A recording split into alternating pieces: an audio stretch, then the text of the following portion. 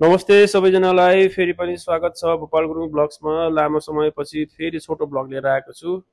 त्यो पनि के को भन्नुस् न, हरियो मकै उसिनेर खान जाँदैछु म चाहिँ। अब यो कसरी पकाउने अथवा कसरी उसिन्ने भन्ने कुरो तपाईँलाई सिकाउनु परेन, यो त अब जो कोहीले पनि जान्ने कुरा भइहाल्यो नै। अब मलाई चाहिँ हिजो डुरु मार्केट जाँदाखेरि चाहिँ एउटा भाइले दाइ फ्रेस मकै आएको छ भन्न थाल्यो कि, अनि ओहो धेरै वर्ष भयो उसिनेको मकै नखाएको भन्ने भयो कि। अनि दुईवटा मकै लिएर आएँ। ल्याएर चाहिँ मैले चाहिँ अब प्रेसर कुकरमा उसिन्नको लागि थोरै पानी राखेर राखिदिएँ होइन।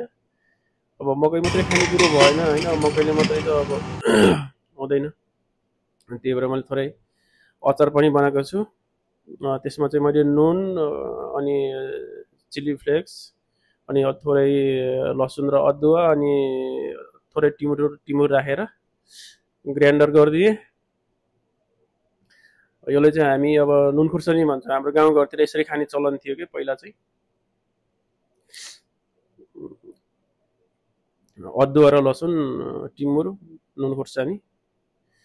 अब हरियो मकै पनि अब सिटी लागेर पाकिसक्यो। अब तपाईँले देख्नुभयो होइन, मैले चाहिँ अब मकै मात्रै भयो भनेर एउटा स्याउ काटेर राखेँ, सलाद, अनि एउटा अन्डा उसिनेको थिएँ।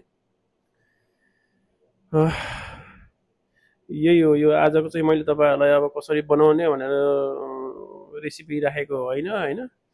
अब किनभने त्यसमा मैले फेरि आलु पनि पोलेको आलु भनौँ न, मैले आगोमा पोलेको त होइन, एयर फ्रायरमा हालेर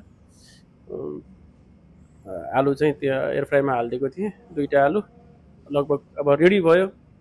यसमा चाहिँ नमस्ते साथीहरू सबैजनालाई फेरि पनि स्वागत छ भोपाल गुरुङ ब्लग्समा। लामो समयपछि आज चाहिँ मैले लिएर आएको छु एकदमै खाना बनाउन पनि, जो कोहीले पनि कहिले भान्सामा नबसेको मान्छेले पनि बनाउन सक्ने जान्ने, केही गर्नु परेन होइन। अब प्रेसर कुकरमा पानी हाल्यो, मकै हाल्यो, उसिनिदिने, त्योभन्दा केही पनि परेन। तर खाना चाहिँ एकदम अर्ग्यानिक हो होइन। अनि यहाँ पोलेको आलु छ, हामीले चाहिँ पहिला पहिला होइन आलुबारीमा खोजेर आलु पोलेर खान्थ्यो कि, ठ्याक्कै यो आलु छ। अनि यो चाहिँ अब चटनी त के भन्नु, यसलाई नुन खोर्सानी भन्छ हामी, टिमुर हालेर बनाएको छु। अब सुरु चाहिँ कहाँबाट गर्ने, अब यो मकै खानाको लागि चाहिँ अब कसरी खान सकिन्छ भन्दाखेरि अब हामीले चाहिँ अब पहिला चाहिँ यसलाई चाहिँ अब यसरी अब तासेर खान सकियो एउटा होइन। त्यो कलिलो भएर यसरी खान सकियो होइन। अनि अर्को भनेको त्यसलाई यसरी छोडाएर पनि खान सकिन्छ, तर यो कलिलो छ एकदमै, त्यो भएर छोडाएर खान सम्भव छैन यसको चाहिँ। अनि अर्को स्टाइल भनेको चाहिँ एकदमै हाम्रो गाउँघरमा हामी पहिल्यैबाट खाने गरेको चाहिँ मङ्की स्टाइल है। यस्तो गरेर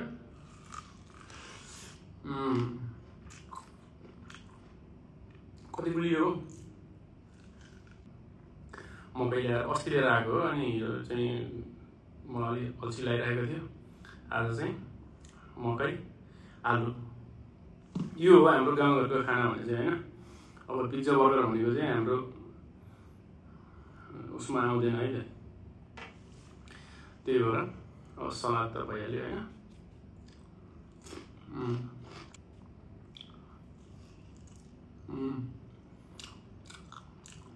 स्टाइलमै मनपर्छ है।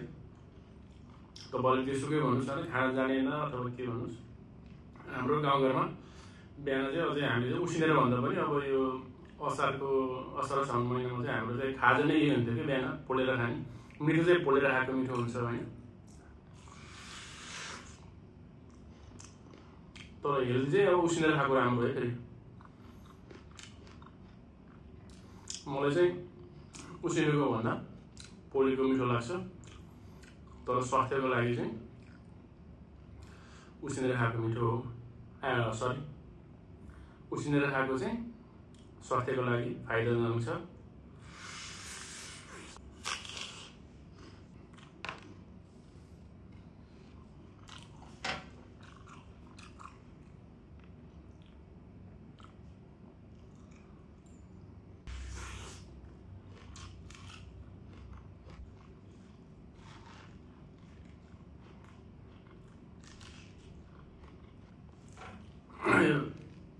एयर फ्रायरमा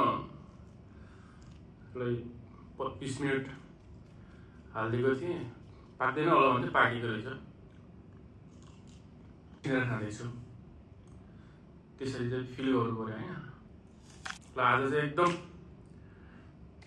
मेरो 3-4 वर्ष अगाडिबाटको चाहिँ मैले चाहिँ यसरी भनौँ न उसिनेको मकै खाना पाएको थिएन। आज चाहिँ कताबाट भन्दा 2-3 दिन अगाडिबाटको प्लान हो यो चाहिँ मेरो मकै उसिनेर खाने चाहिँ। मेरो इच्छा पुरा भयो भनौँ न। अब नेपालमा त अब कलिका त खाना खाँदा दिक्क पनि लाग्थ्यो होइन, उसिनेको मकै पोलेको मकै। अब यो मकै हुने सिजनमा नेपालमा छुट्टी जान नपाएको हुनाले लगभग 3-4 वर्षपछि आज उसिनेको मकै खाइयो। र सम्पूर्ण साथीहरूलाई धेरै धेरै धन्यवाद। मेरो भिडियो कस्तो लाग्छ तपाईँहरूलाई प्रतिक्रिया दिनु होला। हस्त धन्यवाद।